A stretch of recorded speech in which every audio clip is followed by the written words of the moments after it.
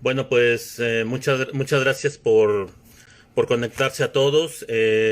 A nombre de Culinary Backstreets, México City, les doy la bienvenida. Muchas gracias por estar aquí escuchando esta charla.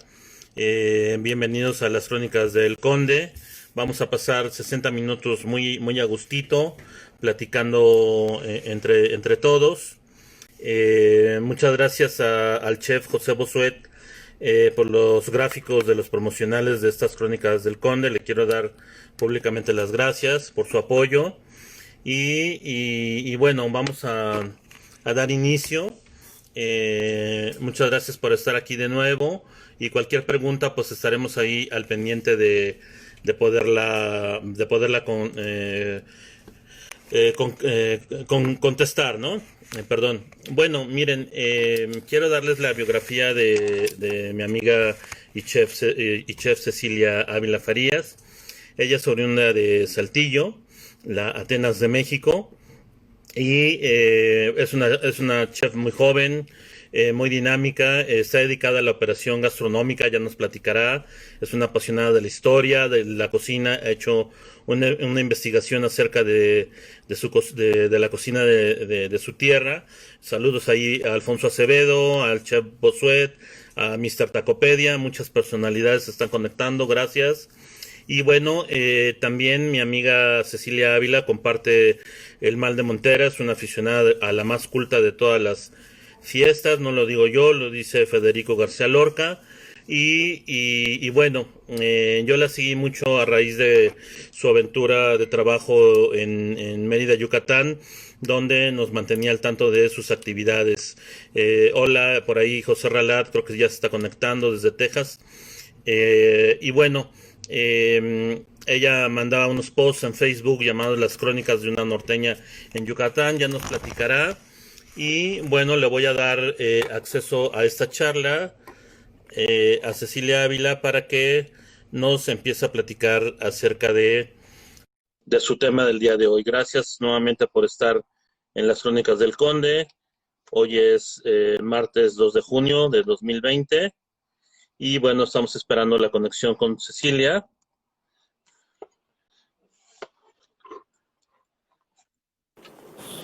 Hola, hola. ¿Cómo está? ¿Sí se oye? ¿Sí se oye? ¿Sí se ve? Ahí está, ahora sí ya te escucho. Se nos ¿Cómo sale estás? muy bien, pero se alenta un poco tu imagen. Estoy en Wi-Fi, entonces yo creo que también al principio cuesta un poquito cuando te conectas a la primera transmisión, pero ¿cómo me ves? Un poco borrosa y estática, pero veo allá atrás de ti un telar, Ah, saltillense. sí, el de mi mamá. Hola Lilia Martínez, ¿cómo Que, estás? que cuando dejé la casa mi mamá sacó mis chivas y metió un telar. Ah, qué caray, bueno, pues hizo bien, ¿no? Para trabajar la maravilla artesanal de Saltillo, una de ellas. Ceci, Qué pues gusto muchas gracias saludarte, por Conde. aceptar esta charla. Este, Muchas gracias por tu tiempo. Saludos a Yesia, que no se ha perdido ninguna de las cuatro charlas. Gracias a Yesia. Y pues te dejo el micrófono, te dejo la voz. Y pues bienvenida.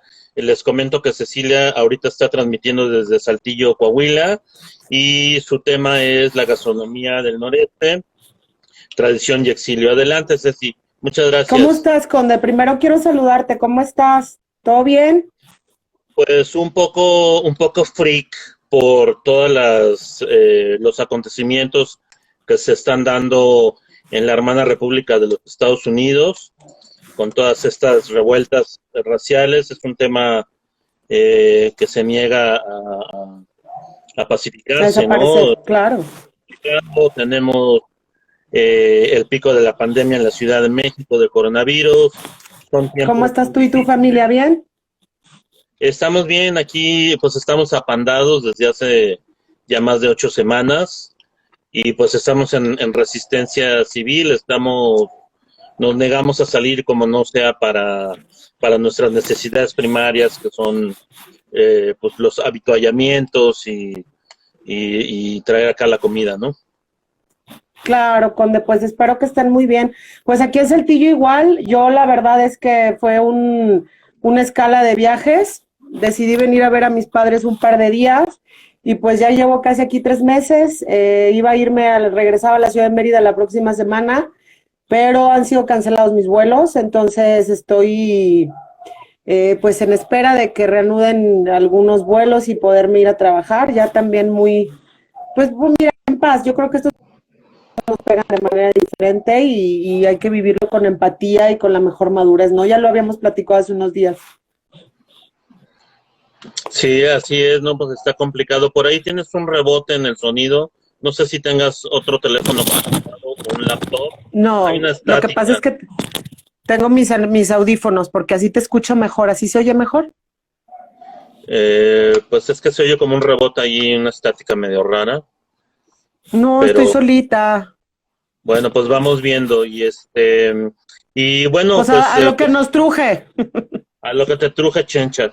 A lo que nos truje, Conde. Oye, muchas gracias. La verdad, cuando tú me invitaste, me sentí muy honorada. Yo te sigo también desde hace mucho tiempo y no solamente por Gracias. la pasión y la afición que tenemos en común, que es los toros, sino también por tu camino en la gastronomía y me parece excelente. Entonces, cuando me invitaste, a mí me pareció, yo te presumí en Europa en las crónicas del taco. O sea, yo en París, ¿te acuerdas que te mandé foto? Sí, Entonces, me sorprendió mucho que las crónicas del taco se estaban en en francés, francés. ¿no? Es una cosa impresionante, sí. Qué bueno. Muchas gracias, Alfonso. Nos escuchas muy bien, entonces. Ya nos dio el visto bueno del audio y del video. Gracias, Poncho, gracias. Muchas gracias. Pues a darle, Conde, porque no tenemos mucho tiempo. Me gustó tanto la idea de que me invitaras a participar y te felicito porque creo que también la cultura mexicana está viviendo una transformación en lo que es la comida y la bebida. Y yo creo que tú, con tu empresa en la Ciudad de México, te puedes dar cuenta perfectamente de eso, que esto está en constante evolución. Y yo siempre he dicho, y yo creo que no soy la única, ¿verdad? Pero, de hecho, no soy la única que he dicho eso, pero para que uno pueda comprender mejor su presente, tiene que buscar en el pasado, ¿no? Entonces, comprender mejor el presente significa un aprendizaje también de lo que sucedió en el pasado. Entonces, en el tema que me invitaste a platicar, es bien interesante, Conde, porque la gastronomía del norte del país, del noreste, en este caso, la gastronomía del noreste, que hace rato me preguntabas, ¿cuáles son los estados? Pues está Tamaulipas, Coahuila y Nuevo León específicamente. Y fíjate que estos 3 estados es una de las regiones menos exploradas del país y según los datos del INEGI también es una fuerza económica muy grande para todo el país. Y en esta zona de México hay muy poco, hay una muy buena calidad de vida. De hecho, Saltillo, de la ciudad de donde yo soy, ha sido nombrada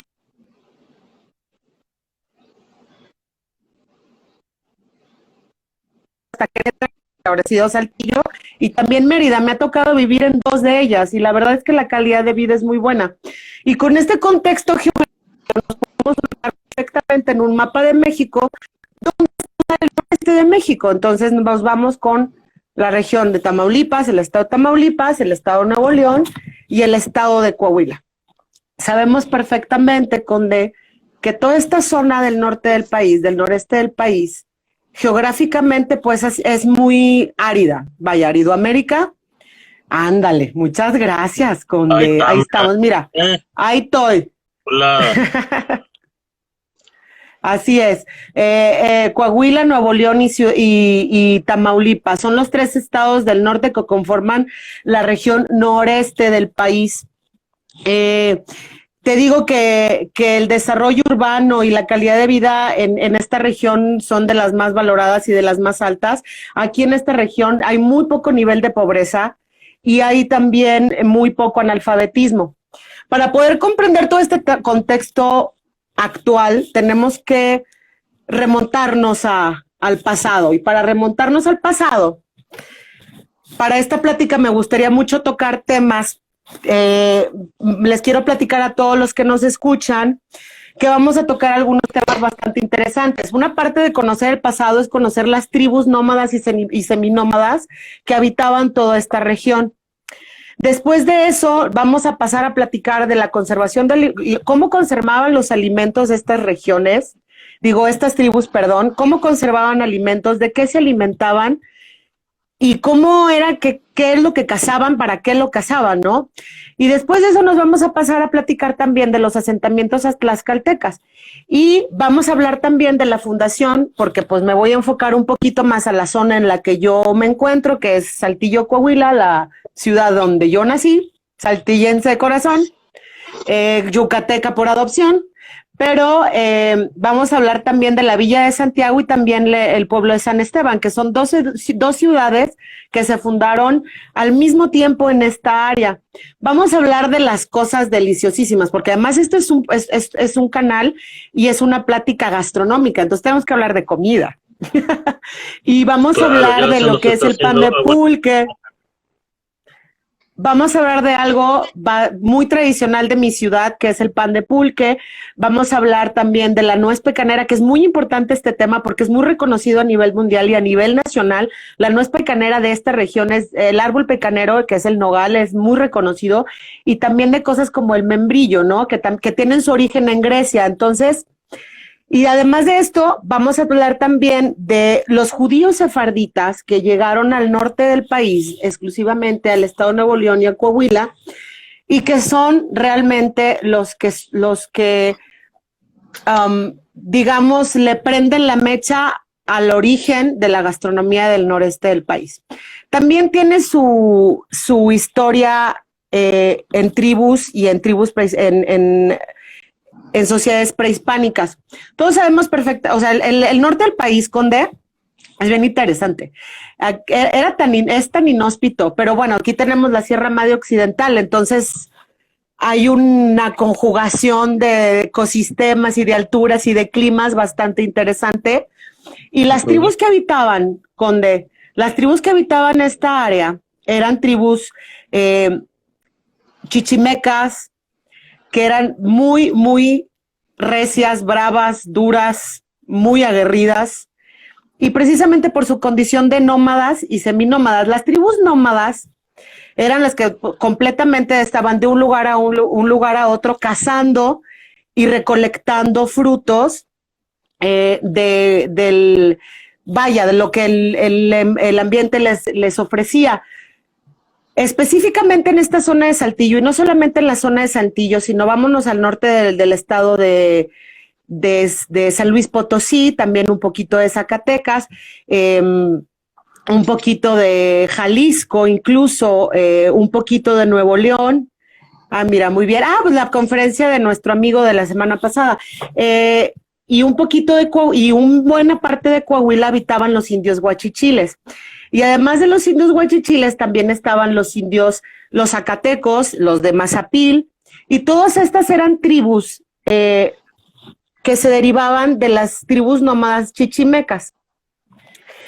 Estas tribus, las tribus seminómadas, eran las que tenían conocimiento de la agricultura y estaban asentadas por cortos tiempos en lugares donde existían muchos mantos de agua dulce, porque increíblemente hay zonas en esta parte del país de desierto donde hay mucha agua dulce, ¿no? Por ejemplo, nos podemos ir al Valle de Parras, que es un oasis en medio del desierto.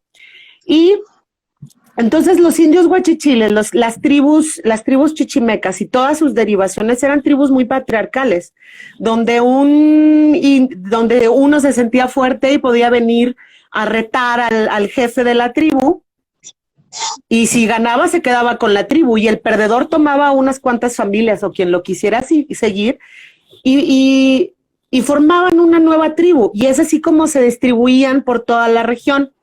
Estas tribus, fíjate que hay algo que yo les admiro mucho y que también tiene mucho que ver en cómo comemos ahora, porque estas tribus conservaban mucho sus alimentos precisamente por su condición de nómadas. Tenían un manejo de la conservación de alimentos increíble. Lo que ellos cazaban para alimentarse y para protegerse del frío con las pieles. Ellos cazaban para lo que necesitaran, vaya, ellos no cazaban por diversión o cosas, sino cazaban por necesitar, por alimentarse, por cubrirse del frío, porque acá yo tengo frío, después de 4 años y medio de vivir en Yucatán, ya para mí todo es frío. Pues sí, con aquellos calorones. Oye, pues yo recuerdo mucho mis visitas a Zacatecas, y me llama mucho la atención lo que dices de esta costumbre de las tribus nómadas que no tenían un lugar de asiento fijo y que andaban cargando con la comida preparada y preservada para que durara días. Fíjate y me llama mucho la atención porque todavía, pues en mis tiempos mozos, llegábamos a Jerez, Zacatecas, y había una gran tradición de muchas cosas en conserva. La gente hacía en sus casas conservas de guayabas, de cacahuates, de una gran cantidad de choconofles, muchas cosas. El árbol pecanera, la nuez pecanera, Conde, era una fuente de alimentación infalible para las tribus nómadas. ¿Por qué? Porque además de que les proveía de un fruto seco de natural larga conservación, tú sabemos que la nuez tiene una larga conservación, además les daba muchas proteínas, muchas proteínas, entonces eso permitía también el desarrollo de nuevas habilidades. Incluso hay vestigios de fósiles de árboles de nuez, de nogal, de árboles de nuez pecanera, más antiguos, incluso de muy antiguos. Leí por ahí en todas estas investigaciones que he hecho que incluso antes de que habitaran los indios americanos, el norte del continente, ya hay fósiles de nogal. Entonces, este tipo de fruto se convierte en la alimentación esencial, una parte esencial de la alimentación de las tribus nómadas, Conde. Además de lo que cazaban también, has comido carne seca, ¿verdad? Claro. Sí, como no. ¿Quién no se ha comido una machaquita? Bueno, la machaca es de res, pero ahorita vamos a pasar a ese tema. Con veneno, unos frijolitos con veneno. Qué rico. ¿Sabes cómo me gustan a mí? Me gustan la carne seca con salsa y limón.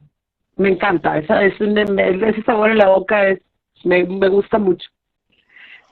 Así ácido, rico, la carne quedó hasta ahí, es para morderla. Entonces, este era un tipo de conservación de alimentos, Conde. Entonces ellos, la carne que cazaban, la procesaban, la secaban y la podrían traer en sus morrales 6 meses, 7 meses, que tú vas a ver. Incluso ahí se me fue el avión, pero hay descendientes de chichimecas que todavía hablan el idioma, que aseguran que los chichimecas comían un tipo de pan que les duraba hasta 1 año. Se cree que se hacía con mezquite y frutos. Y por ejemplo, frutos, sí es muy interesante. ¿Por qué? Por su condición de nómadas tenían que conservar sus alimentos. Hay un alimento, Conde, que hasta la actualidad en estas zonas del país, en el noreste, en Nuevo León y Coahuila, vamos a enfocarnos en estos 2 estados, todavía se comen alimentos de la manera en que los indios nómadas los conservaban, como por ejemplo los chicales. En Torreón y en otras áreas las llaman chacales, pero donde yo soy les llamamos chicales. Y el método de conservación de este alimento, Conde, es porque también te digo, los que eran seminómadas tenían entonces tenían acceso a sembrar la mazorca completa de maíz, la metían a completa todo y hojas, después de cocinada, le volteaban las hojas. Yo creo que eso lo he visto también en muchas rancherías. Le volteaban las hojas y los dejaban desde las hojas húmedas, colgados al sol para secar los granos. Entonces, una vez que la mazorca estaba ya seca, pero con el grano cocinado, la desgranaban. Entonces quedan unos mini granos de elote muy secos que son muy ricos cuando se cocinan con algún tipo de caldo. Esos son los chicales, y los chicalos son muy, muy consumidos en toda esta zona en temporada, es como comida de Pascua. Y saben riquísimos, con una salsa de tomate, un poquito de chile, cebolla, son muy ricos. Es un caldo de elote, pero un caldo de elote que ya fue cocido previamente y además secado al sol y desgranado. Este era un método de conservación de alimentos. Entonces los indios nómadas andaban por todas estas zonas con sus granos, con lo que recolectaban de los árboles, porque también hay muchas cactáceas. Entonces también se comía flor de palma, también se comía cabuches. Vamos a ubicar los cabuches como pequeñas coles de Bruselas, así chiquititas, chiquititas. De hecho, sí. Ahorita que hice Salhuachal, así es, los indios que estaban, los indios huachichiles, sus parientes más cercanos son los huicholes. Es muy interesante, así es, pues también en Chihuahua. Entonces, ¿en qué me quedé? Te quedaste en que se me fue. Y Nayarit comparte comparte esta tradición, así es. Los indios huicholes son los más cercanos a los indios de toda esta zona. Es muy interesante, me encanta la manera en que la realidad todas estas culturas van tomándolo porque se conocían entre su vagancia por Aridoamérica y intercambiaban, hacían trueques. Entonces, estaba hablando de los cabuches, ya me acordé. Los cabuches, si ubicamos una col de Bruselas, es igual de amarga, fíjate que yo digo que es igual de amarga, pero es como una colita de Bruselas, y es la flor de la biznaga roja. Y este también es un alimento que hasta la fecha se sigue comiendo en estas zonas del país, Conde. Y la gente los ubica como para Semana Santa, te digo. No se comen casi toda la temporada del año. Incluso, como comenta el chef Busset, también en Chihuahua se hacen caldos de elote seco. Yo he comido y me tocó un viaje que hice conocer también a un chef de Sonora, con una taquería bastante riquísimísima en el extranjero, por cierto, y nos recibió con un caldo de elote seco, que es muy parecido, pero este estaba hecho con crema y rajas, o sea, era como un tipo, un caldo poblano, pero es típico de Sonora y me encantó, es muy rico. Entonces, toda esta zona tiene este tipo de conservación de alimentos. Y bueno, vamos a hablar de la carne seca, Conde. Para la proteína que comían, que era venado, oso, bueno, en todas estas áreas, venado cola blanca, osos, coyotes, gato montés, los guachichiles, los chichimecas cazaban por necesidad, para alimentarse y para cubrirse. Entonces, disecaban la carne para poder viajar con ella y alimentarse a lo largo de los días. Y podemos a nuestros tiempos hablar de la carne seca. Yo creo que no hay juego de béisbol en Saltillo, en Monterrey, en Monclova, en Torreón, donde no se te acerque a alguien, un vendedor, a venderte un paquetito de carne seca. Que en el tiempos modernos, Conde, es res. En aquel entonces era oso, coyote, venados, ¿no? Porque ahorita aquí ya pasamos al tema, Conde, de cómo es que se introduce la res en el norte del país. Pues platicábamos hace unos días, te enseñé unas fotos, te mandé unas fotos que estaba con un par de amigos, estábamos haciendo una carnita asada. Yo creo que como norteños. Me pregunta Liliana. Si se puede comprar el cabuche en la Ciudad de México. ¿Dónde? El cabuche, no estoy muy segura, Conde, porque el cabuche es de una biznaga del desierto, se llama biznaga roja. Tal vez en algún tipo de, no sé si en el mercado o algo, pero es muy endémico de esta región. Es muy endémico de esta región y se recolecta por temporadas, o en Semana Santa, de hecho, empezando la primavera, Semana Santa, verano, y se deja de consumir hasta el siguiente año. No estoy muy segura si lo pueda conseguir en la Semana Santa. Saludos, ¿quién me dijo saludos? Mike. No sé si lo puedas conseguir en la Ciudad de México. Conde, lo investigamos, estaría muy padre, ¿no? Saber si podemos conseguir los cabuches en la Ciudad de México. Pues sí, realmente no tengo yo ahí mayor datos. Sé que es algo de temporada, entonces pues depende también de qué mes del año estemos y la disponibilidad, ¿no? Dice el chef Si encuentro yo que en el mercado de San Juan Gourmet de Pujibet los vendían en salmuera. Entonces, pues a lo mejor si no son frescos, pues a lo mejor se pueden conseguir así, ¿no? ¿En qué platillos los encontramos? Muy bien. ¿Quién me está preguntando? Lilia. Te digo, Martínez.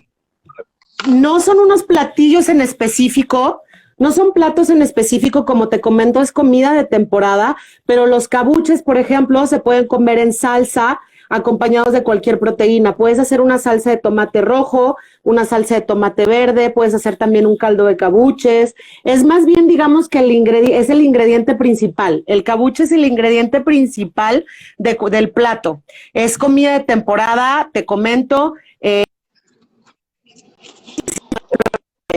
De la biznaga roja, que es endémica de esta región. Y también, por ejemplo, la flor de palma, pues, ¿quién no ha comido unas florecitas de calabaza? Bueno, la flor de palma, vamos a decir que tiene más o menos ese mismo sabor amarguito cuando no se limpia muy bien por los pistilos, ya sabes, sabe un poquito amarguita. La flor de palma es muy parecida, de color blanco, y te puedes hacer un guisado con calabacitas y puerco, y puedes hacer muchas cosas. Que también hay que mencionar que el puerco, Conde, tanto como la res y el puerco, no se consumían en el norte del país hasta que llegaron los españoles. Y ahorita precisamente vamos a pasar a ese tema. Pariente, un beso. Vamos precisamente a pasar a ese tema, ya que hablamos de un poquito, porque yo sé que hay mucho por hablar de esto. No Así es una proteína, no, pero bueno, porque no es una proteína, no tiene el mismo contenido para poder, digo, como por ejemplo un garbanzo que tiene el mismo contenido, que puede tener un alto contenido energético de proteínas y la puede sustituir por proteína. No es una proteína, es un fruto, es una flor de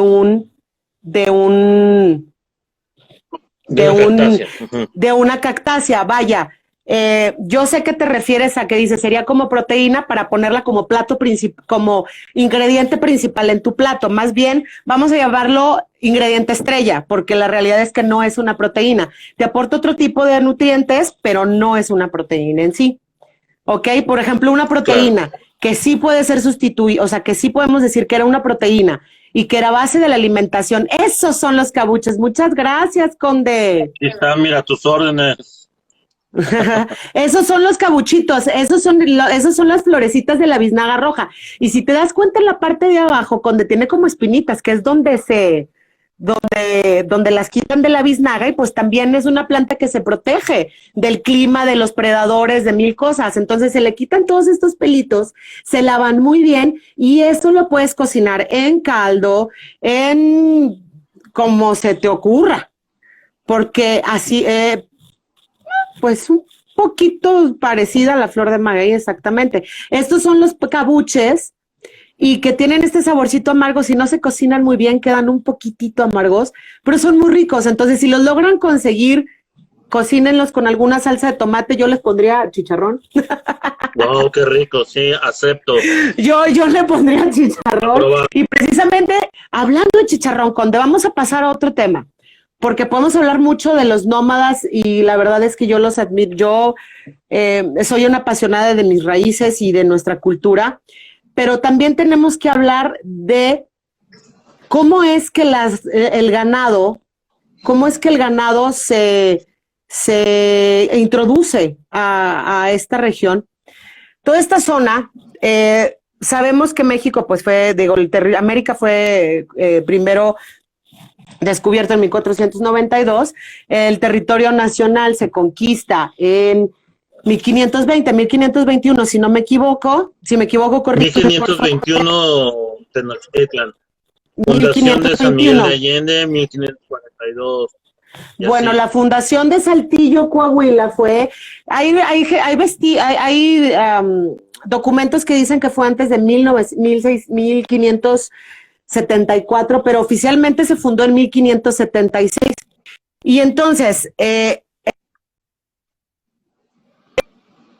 conquista de Tenochtitlan, todos españoles y portugueses, porque también hay que aclarar que portugueses se asentaron en el norte del país, en el noreste. Incluso Saltillo fue fundado por un portugués, Alberto del Canto. Estoy Entonces, tomando mis notas, ¿eh? Estoy tomando nota. entonces, muy bien. Si hay algo, si hay hay alguna cosa que he dicho mal, Conde, por favor te pido que me corrijas sin pena alguna. No, no, no, al contrario, estamos aprendiendo mucho porque hay detalles, por ejemplo, eso del conquistadores o de españoles que llegaron, portugueses también a esa parte de México, pues es algo que no se dice mucho, a lo mejor ya lo saben los expertos en historia, pero no tenía yo ese dato, sin embargo, sí sabemos que inmediatamente después que inicia la conquista espiritual, hay Exacto, muchos frailes procedentes de muchas partes de Europa, ¿no? así es. De Francia. De hecho, en 1500, como por ahí del 1590, 1597 más o menos, perdón, los indios, perdón, los frailes de habitar esta zona, te digo que Saltillo, en 1577 se van al Valle de Parras y ellos introducen la vid. Y aquí podemos decir que gracias a los frailes franciscanos, Coahuila tiene la primer vitivinícola de toda América Latina. Y hasta la fecha se hacen vinos, todos conocemos a Casa Madero, ¿no? Te voy a ser muy sincera, fíjate que de vino todavía no me papo mucho. Es alguno de los temas que me gustaría estudiar con más, vaya, profundidad. Pero vamos a enfocarnos, como te digo ahora, a las reses y a los puercos, porque en Coahuila, en Nuevo León, pues comemos mucha res y comemos mucho puerco. Fíjate que cuando los españoles llegan a la Villa de Santiago, con estos indígenas, se encuentran con este grupo de indígenas aguerridos, fuertes, los guachichiles de esta zona, que de hecho guachichil quiere decir cabeza colorada, por como un gorrión. Eh, Eran muy aguerridos, de hecho es de las únicas tribus y de las únicas tribus prehispánicas de México que no se logró conquistar. Y es aquí donde hablamos del tema del exilio, porque ellos mismos se exilian a la sierra para no ser conquistados ni por los españoles, ni por los tlaxcaltecas, ni por los portugueses, ni por quien estuviera cerca, porque ellos luchaban por su libertad. Ellos venían para hablar de la Villa de Santiago y del pueblo de San Esteban, que son dos ciudades pequeñitas que se forman al mismo tiempo. Los españoles traen de Tlaxcala, sabemos que llegan los indios tlaxcaltecas, alrededor de unas 400 familias a sentarse en la Villa de Santiago, pero estos mismos tlaxcaltecas, Conde, fundan San Esteban. Y eran la punta de flecha del ejército de su majestad. Y los tlaxcaltecas llegaron a esta zona a combatir y a dominar a todos los indios que estaban alrededor. Algunos sí se sometieron, Conde, que también se asentaron en las ciudades, y otros de plano dijeron, no, a nosotros no nos conquistan. La manera en que los guachichiles de esta zona, o vamos a hablar específicamente de dónde soy, de Saltillo, se calmaron un poco fue precisamente porque los españoles les brindaban, baby, mi novio, hola, ça va mon amour, bonjour. Ça va, bonjour, ¿cómo se va, monsieur? Entonces, está en Francia. Entonces, ¿en qué me quedé? Uno de los trueques de paz, Conde, precisamente era el ganado. Entonces los indios se enamoran de la carne de res y además de que la conservaban, también la comían y como actualmente la comemos ahora, ¿no? Vamos a traer al tema la carnita asada. La realidad es que los indios adoptan esta carne como por símbolo de paz entre los tlaxcaltecas, españoles e indios bravos y tribus bravas como de los huachichiles. Adoptan de esta manera la carne de res y los tlaxcaltecas que fundan la villa de Santiago, la San Esteban, que era su pueblito, y los españoles fundan la villa de Santiago, como salvoconducto por ser punta de flecha y porque me vas a ayudar a combatir y a cristianizar a toda esta tribu de bárbaros que no se dejan, bueno, te voy a dar tierras para que siembres, te voy a dar tierras para que tengas tu ganado de agostadero, te voy a dar salvoconductos para que puedas utilizar el agua de los ríos, y el río, de hecho Saltillo se llama justo lo platicábamos la vez pasada, Saltillo se llama Saltillo porque cuando llegan los españoles se encuentran con un salto de agua, que es donde está filmada hay una iglesia, de hecho es la iglesia del Ojo de Agua, y es por eso que mi ciudad se llama así, por ese pequeñito salto de agua que encuentran en el valle. Entonces baja toda la ciudad que hasta el centro, y todos esos riachuelos recorrían hacia todos los asentamientos de indios hasta la villa de San Esteban, que si nos ubicamos un poco es la Alameda de Saltillo, el centro de la ciudad, y la villa de Santiago un poquito al norte, separados más o menos por 1 kilómetro, y entonces... Muchas gracias, María. Y entonces, es así de esta manera que indios tlaxcaltecas en esta parte del país e indios huachichiles empiezan a consumir carne de res. ¡Qué maravilla! Y pues bueno, la historia la conocemos hasta ahora, Conde, que norteño no prende el carbón de mezquite, porque además el mezquite es uno de los árboles más endémicos y hay muchísimos, es muy abundante, y la leña de mezquite es muy valorada precisamente por lo que te aporta un ahumado muy rico, un sabor muy rico a las carnes. Por ahí te están saludando Izamal. Ay, es que sabes, yo viví una etapa muy bonita en Izamal, trabajé en Quinich, en uno de los mejores 120 restaurantes del país, y además contribuí para la apertura de un nuevo proyecto de cocina mexicana, y tenía estudiantes, fíjate, de la UTC, que es la Universidad Tecnológica del Centro de Yucatán, y Wow. súper chambeadores, súper creativos, súper buena onda. Sí, yo trabajé con ella, súper buena onda, muy Oye, amables, ¿cómo se llama este chicos. restaurante? ¿Cómo se llama? El de Izamal es Quinich. De hecho, Quinich está en el libro de los 120 mejores restaurantes del país. Oh, Estuve wow. colaborando con ellos un ratito. Los chicharrones de la Ramos, que él es mi hermana. Qué bonito. Y bueno, te digo que sí, viví una etapa muy bonita en Izamal. Yo creo que si la gente me pregunta cuándo he sido más feliz en Yucatán, fue cuando viví en Izamal. Era increíble, viví en una casita que era amarilla, porque pues en Izamal todo es amarillo, y estaba justamente afuera de una pirámide, de la pirámide Izamaltún. Entonces yo todas las mañanas pasaba por una pirámide y sentía toda esta energía mística padrísima. A mí me encantaba, amo y adoro vivir en Yucatán. Ándale, Mira, ese mero, por ahí anda. Aquí está la guía de los 20 mejores, y aquí está Yo Quinich, donde tú trabajaste. colaboré con ellos, no me acuerdo, yo creo que hace 2 años, 3 años, 2 años y medio. Y fui muy feliz, la verdad. Me encantaba trabajar ahí. El restaurante es hermoso, la gente de Izamal es súper cálida, es súper linda. Adoraba y adoraré vivir en Izamal y en Yucatán. Un saludo, Eric, te mando un besote. También me da mucho gusto saber de ti. Ya algún día iremos a darnos la vuelta por Izamal. Ay, bueno, luego te hago un tour. Sí, por favor. Sí, la mejor manera de comer en Yucatán es en sus pueblos, definitivamente. Pero ese es otro tema, cuando ahorita estamos con la gastronomía del noreste, hombre. Eso es otro rock and roll. Ese es otro rock and roll. Las tierras áridas. Está muy lejos.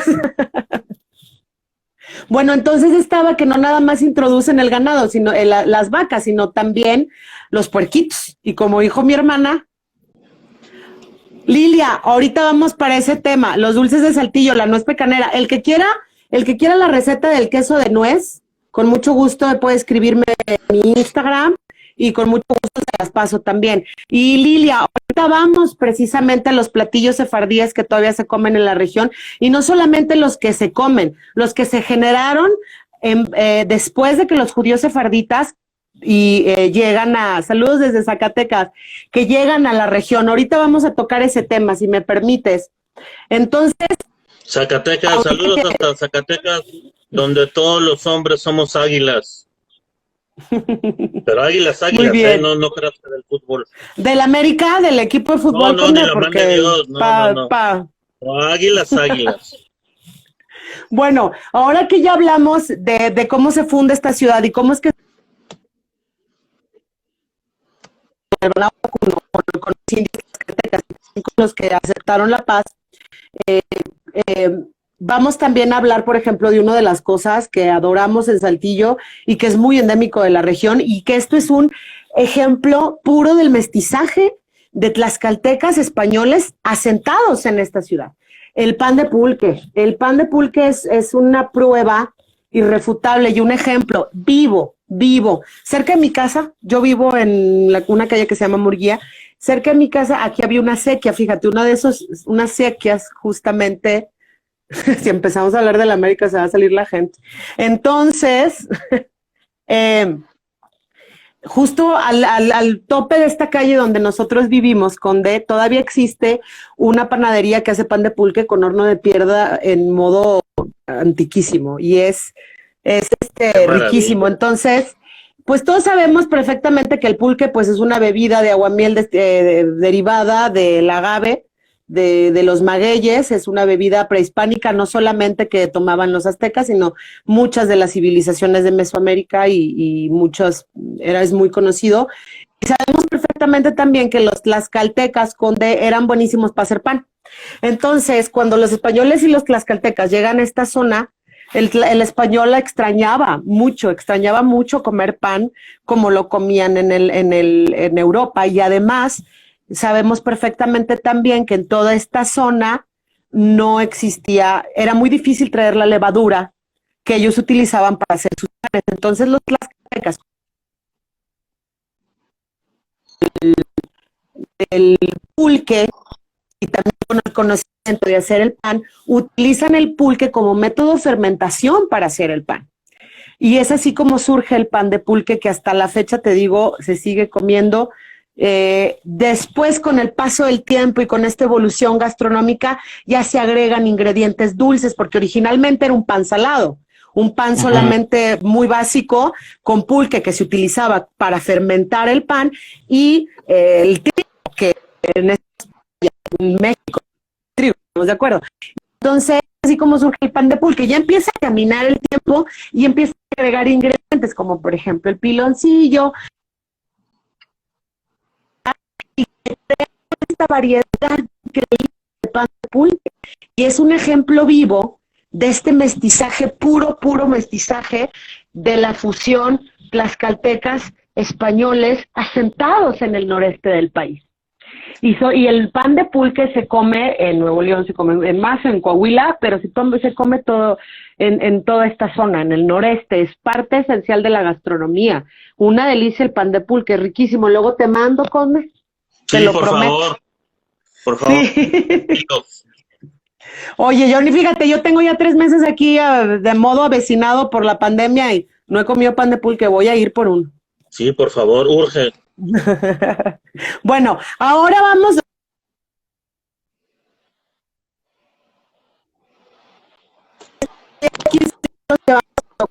tocar el tema, porque pues por ahí oigo unos rebotes medio raros de tu sonido. Está rebotando otra vez, hay como una estática ahí. Pero pues a lo mejor es alguna falla por aquí. Ya estamos enfilándonos hacia la parte final de la charla, y sí me gustaría que no dejaras de pasar lo de la inmigración sefardita, ¿no? La migración sefardita, bueno. Parte del origen de la gastronomía del noreste del país, Conde, es judío sefardita. Vamos a decir parte, porque no totalmente es judío sefardita, porque precisamente Todos sabemos que los judíos, y primero tenemos que diferenciar el judío sefardita del judío askenazi.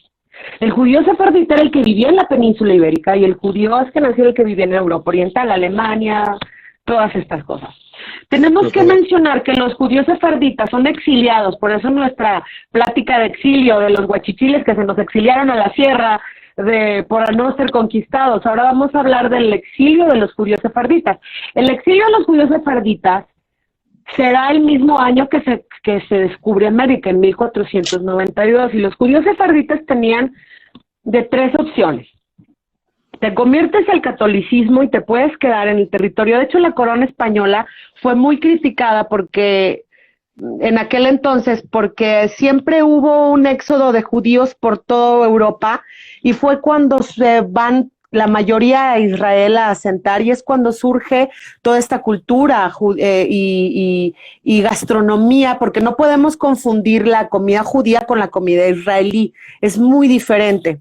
Todos sabemos, entonces, te digo que los judíos sefarditas, su éxodo es en 1492, y cuando se conquista el norte del país, que ya hablamos, que más o menos fue en el 1570, mencionaste la de San Miguel de Allende y todas estas fechas, hartos de ser perseguidos en España, porque tenían de tres opciones: te conviertes al catolicismo, dejas todas tus tradiciones, te conviertes al catolicismo y te puedes quedar aquí, o te vas del país definitivamente. Entonces, los que se convierten, vamos a ponerle entre comillas, al catolicismo, ya después cuando se conquista el territorio nacional, les ofrecen tierras en todo el noreste del país para asentarse y tener ganado, y hacer ganado y hacer agricultura y mil cosas, ¿no?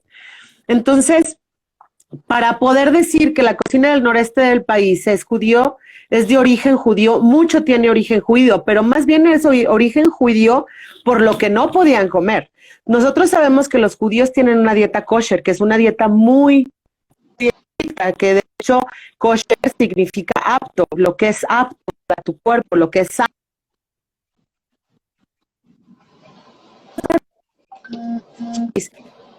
Ellos no comen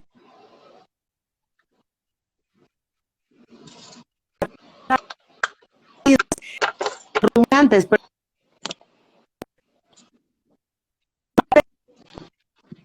bien ya está, o sea, y es un rumiante que purifica, me explico, o sea, lo come, lo procesa, lo saca, entonces este tipo de animales son los que el judío sefardita tiene permitido comer. Si es pescado, tiene que ser con aletas y escamas. Entonces tienen como muy específicamente todas estas normas, y que nos podemos hablar de la comida kosher y nunca terminamos. Tienen 100,000 preceptos. Es muy interesante, es muy rica, pero precisamente, ¿cómo podemos decir que se origina en el norte del país? Es precisamente, como te digo, Lilian, yo sé que estás muy atenta a esto, es precisamente por lo que no podían comer. Entonces, como llegan al territorio muy vigilados por el virrey y por todo el mundo, ¿por qué? ¿Y cómo te das cuenta que alguien es judío, Conte? Pues porque no comen lo que comen los demás. Exactamente, por su alimentación. Entonces todo el tiempo estaban muy vulnerables, además que toda la vida han sido un pueblo muy perseguido, ¿no? Entonces todo el tiempo estaban bastante vulnerables a ser descubiertos por la corona española. ¿Y qué hacen en sus haciendas? Empiezan a crear platillos precisamente de carne de cerdo. Y aquí vamos a hablar de un platillo endémico de Coahuila, Nuevo León, que se come en las bodas. Yo creo que en mi boda lo voy a hacer. Asado de boda. El asado de puerco.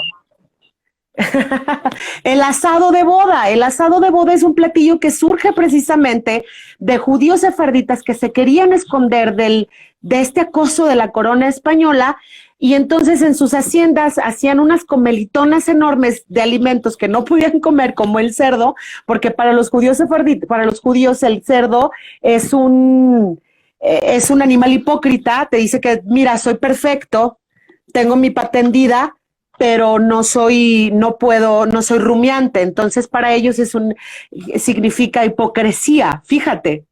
Entonces crean todos estos platillos a base de cerdo. Ahorita decía mi hermana Los chicharrones de la Ramos, exactamente. Empiezan a crear platos en base a lo que ellos no comían y eso da pie a una gastronomía norestense basada en judíos sefarditas exiliados. Otro platillo que se sigue comiendo y que ese sí tiene origen judío sefardita es el cabrito, que tiene origen, Conde, en lo de las 7 plagas, con el éxodo de los, ya sabes, Moisés, el éxodo de los judíos de Egipto, que el cabrito tenía que comerse sin romper un solo hueso, tenías que compartir las vísceras, la sangre, ponerle en el umbral de tu puerta para que el ángel de la noche no se los lleve.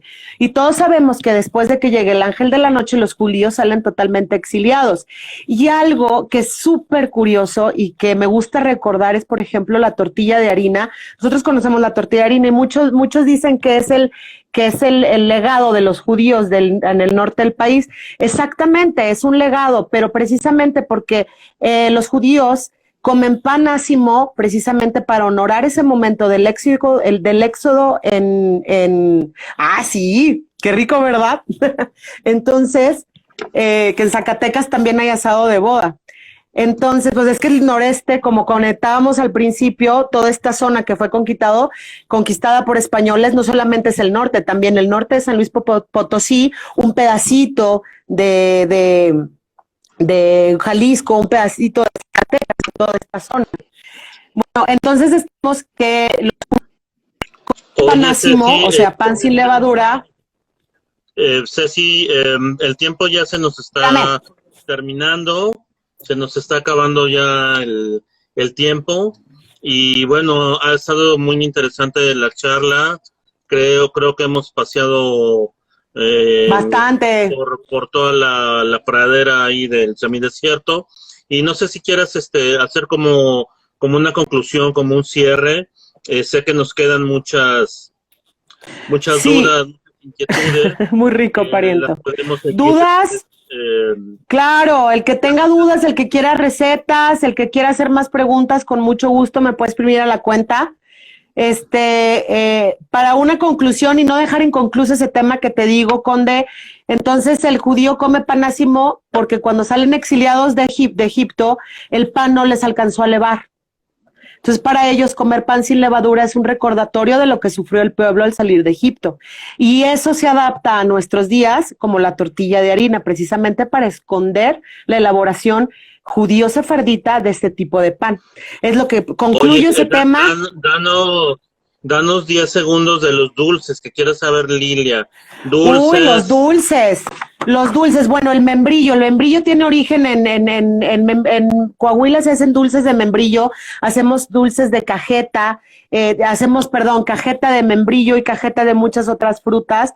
De hecho, la cajeta es introducida al norte, a estas zonas por portugueses. Ellos eran los que conservaban la fruta de manera dulce. Y en Saltillo se hace la cajeta. Nosotros no le llamamos ate de membrillo, le llamamos cajeta porque se hacen cajas de madera. Y es riquichimichimo. También tenemos los dulces de nuez, como comentábamos. Tengo la receta de la nuez garampiñada, tengo la receta del queso de nuez. Una tía mía apasionada, mi tía Carmen, la adoro con el alma, se puso a investigar conmigo cosas increíbles. Entonces, el que quiera conocer un poquito más, tengo una receta de agua fresca de membrillo, tengo la receta del pan de pulque también, tengo receta de semillas de piloncillo. Hay otro alimento que adoramos en el norte que son las miguitas con huevo. Que luego si quieren les cuento de eso. Tengo la receta de las tortillas de harina, acá lo está, también de los chicales, de los destilados, de todas nuestras cactáceas, el sotón. Bueno, pues eso me parece extraordinario, Ceci. Tengo que terminar la conferencia. Te agradezco mucho. Ya se dieron cuenta los que nos están oyendo que Cecilia es un arcón lleno de cosas muy interesantes.